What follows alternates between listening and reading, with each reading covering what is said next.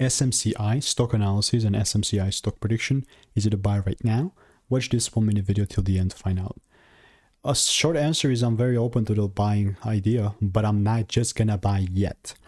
This is my own opinion, it's not financial advice. I've done 34,000 videos over the last 4 years. I've spent thousands of dollars on courses and mentors, and I've documented everything. With SMCI specifically, as we saw the first break, I mean, from the beginning, you already know that I was just hoping to see some, and yeah, I saw, and if I saw a double break yet again on the lower time frame, I'm looking to long, or from a swinger perspective, if there is a second break here, that's also long. But obviously, if one gives me first, then I'm moving with that. Like, for example, if this lower time frame thing happens, the management game will also be to take it even higher.